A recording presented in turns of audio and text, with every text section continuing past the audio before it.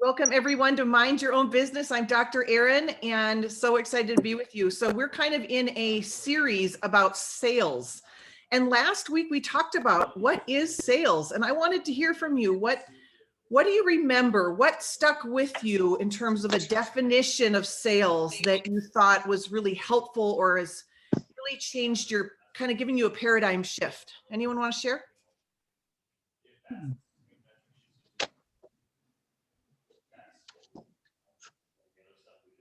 What is sales according to Dr. Erin?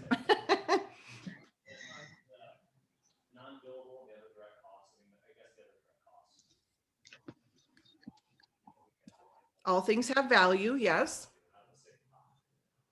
How do we think about selling? So I want you to fall in love with sales. Sales is serving.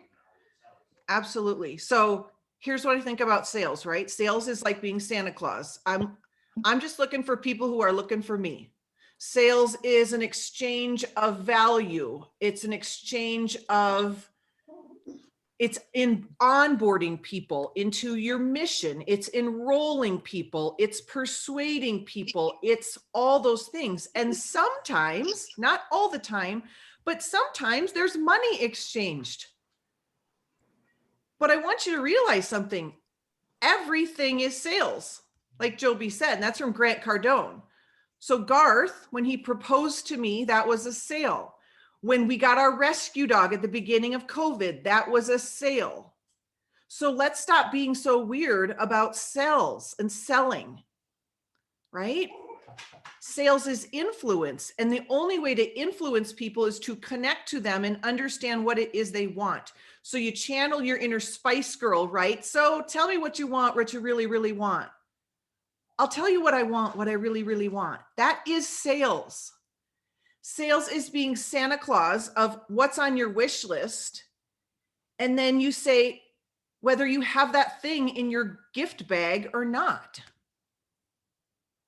Sales is not convincing people to do something they don't want to do.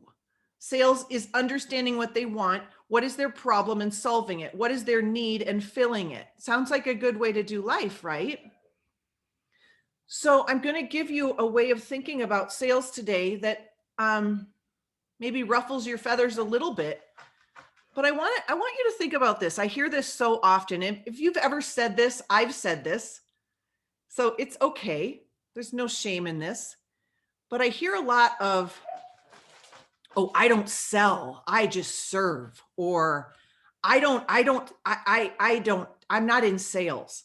I don't know if you guys know this. I'm going to be a little snarky here, but you're in the direct selling industry. The name sales is in your job description. Also, network marketing is sales. So let's stop being so funny about this concept. Let me ask you though, put in the chat, okay, if it's indeed true that you have joined the direct selling industry, which you have, who here has taken a course on sales? Who's had a coach that's taught them about sales? Who has studied sales? And if you haven't, let's get busy doing that. And here's the good news. You can tool up so quickly in this profession. You don't have to go to school for 12 years to get your doctorate in psychology. You can go and read books about sales. But when I launched my first business 5 years ago, I knew I had never ever studied sales. I'm a psychologist. My first hire was a sales coach. Now you wonder, how could I then go from being a psychologist to saleswoman of the year 1 year later? I became lethally skilled. So it's one thing to listen to people's problems and love on people and do all those coffee dates that I've told you that I did. It's a whole other thing. How do you sell from the stage a $9,000 coaching package? I'm not asking people what their problems are. I'm not having a conversation. Oh, that's a skill. So I'm going to teach you sales today. Sales is the same every single time. Isn't that exciting? Sales is the same every single time. And there's 4 parts to it. I didn't make it up. I just call it something fancy. I call it the Mind the Gap sales process. And I'll give it to you all after this in the Facebook group. But You now are equipped to have a sales conversation every time you talk to people. So Travis talked this week about the power of we actually need to talk to humans and have conversations. And I know that you're terrified to talk to humans about this because you're terrified of sales. I know you're not terrified of humans. I know you're not. You're terrified of sales. And you're terrified of sales because you don't know how. So one of the ways we grow our confidence is we get lethally skilled in something. When I knew I wanted to be a speaker, I got a speaking coach. I've never learned how to be a speaker. Like, where did we get this idea that we're supposed to know how to do things if we've never learned about how to do things? So I want you to learn how to sell.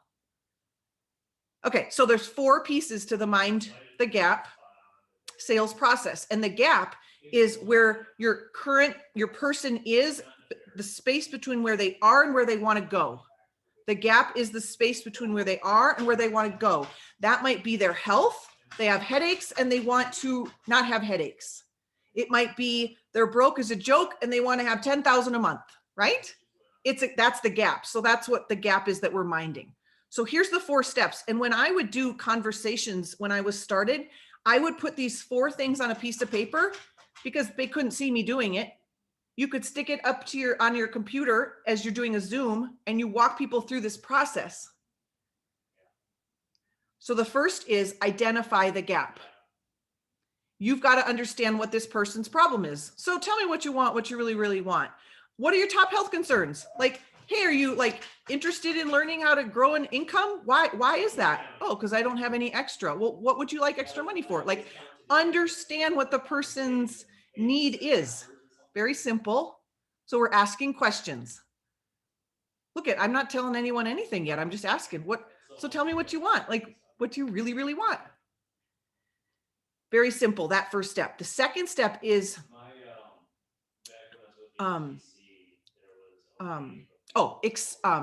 enlarge the gap, widen the gap. Sorry, widen the gap. I'm like, what word do I use? Widen the gap. And this is what I mean by this is, again, you're going to ask some questions of getting them to understand this pain point that they have. So you're going to say things like, got it. Like, how long have you been suffering from headaches? Oh, wow. Got it. And like, how does that impact you as a mother? And I know you have 2 kids, Pamela. Like, how does your daily migraines, like that's got to impact things at home? And like, what else? How else does that impact you? So you're helping them realize the pain of this problem they have. How long have you been suffering with this? How long have you suffered with not being able to lose the weight? Oh yeah. How many diets have you tried? Oh, me too. Got it. 10. Okay. 12. Got it. How much money do you think you've spent on all these diets and trainers and blah, blah. Okay. Got it. Tens of thousands of dollars. Yeah. It's exhausting. Like whatever it is, right? You're helping them widen the pain and understand why this is a problem. Another way to do this financially might be like, so what, if I can ask, like, if nothing changes, like, what does that look like? And they'll tell you, they'll be like, well, if nothing changes, then this is why this is a big problem in my life. You're kind of getting them to sit with their pain a little bit and address it and visit it and talk about it. Because psychologically, you're going to want them to go and solve it. Okay. So widen the gap. Again, just questions. Got it. Like, how long have you, I've never been successful at network marketing. Got it. Like, how long have you tried? Oh, wow. 8 years. Okay. Kim, I think was with 12 companies. Like, wow, you have really given this a go. Like you have really, and I can't even imagine the amount of money and time you've invested. You're widening the gap. The third step is you start to bridge the gap. You, my friends, and your product and your solution of APL Go is the bridge. You're the bridge. And you start to, again, you ask a question with this and you say, so what would it look like if you actually had success here at your 13th network marketing company? Like, what would that be like? If I could show you how to build this business where it didn't feel like you were salesy, pushy, had commission breath, that weird, sleazy salesperson, what would that look like if you could actually reach your goal? And they'll start telling you. And guess what? I just keep leaning in. I'm like, what else? What else? It's a great question to ask. And what else? Whatever they ask, what else? What else could you do? How else would it change your family? Keep telling me. And they're starting to see that they want to bridge the gap. And then the last step is close the gap. And these are the words that I want you to get really good at saying. I think it's 6 words. I can help you with that. I can help you with that. Just practice saying it right now. Go. I can help you with that. Do it again. I can help you with that. One more time. I can help you with that. You feel it? So I say sales is 1 part Santa Claus. So tell me what you want, what you really, really want, right? And 1 part doctor, which is prescribing. I can help you with that. I took Emily to get some, her acne looked at. She has acne and she went to the doctor yesterday and he did this. He was like, so tell me what's the problem? And she's like, this is the problem. And she told him. And then he's like, I'm going to help you with that. And then he wrote the prescription. That's what sales is, you guys. You can't know how to solve their problem unless you ask.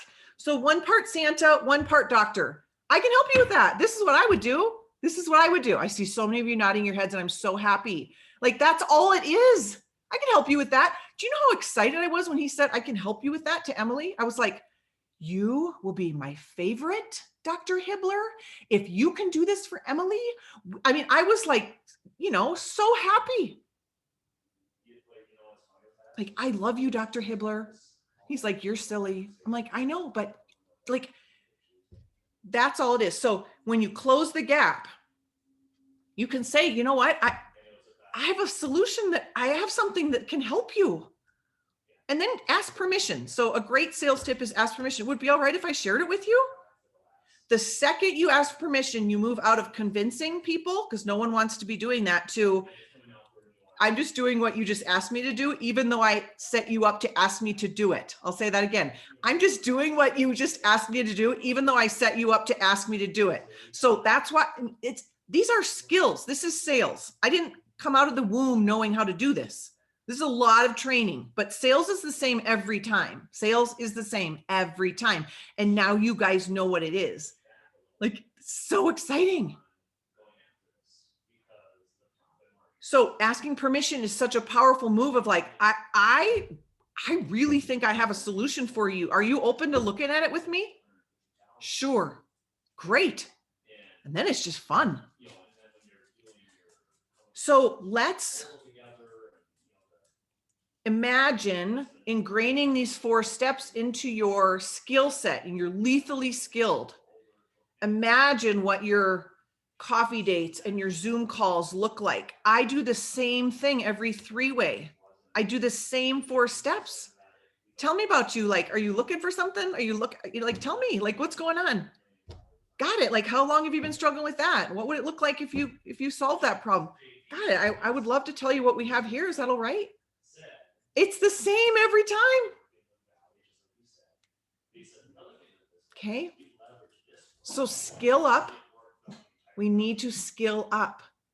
And I know that you all want to. And so when we hear in this profession, like, you just need to have confidence, you just need to believe. Sometimes I think that falls a little short. It's like, well, I just kind of need the skills. Just show me how to do it, right? At least I was like that. I was like, I don't know how to sell. So I got busy figuring out how to sell and became saleswoman of the year. The woman that said, I don't sell, I just help people. No. Let's embrace what we do as a profession. If I would you, one of the best sales lines, Eric Worre didn't make that up. He used that because sales is sales every time. Sales is sales every time, right? So if I would you is great for this also. If I could show you how to build a business without being salesy, would you be open to learning? If I could show you how we do it on our team, would you be open to learning? So whatever objection someone has, let's talk about objections for a second. Whatever objection they have, one, validate it. Say, got it. That's one of the things I say a lot. It's just like, got it. Like, totally. I get it. Like that. Yeah. Who wants to be a sleazy salesperson? Got it. if I could show, got it. Like if I could show you, Amber, how to do this business without being a sleazy salesperson, would that be interesting to you? Yeah, that'd be interesting to me. Great, because we have a system that I think isn't salesy at all. Like we've learned how to do this and would love to share it with you. Do any of you think, when you think of Dr. Erin, do you think, oh my God, see, sleazy saleswoman? No, because I skilled up. I learned how to do it. And now you guys know how. Okay, so let's open it up for questions, discussion.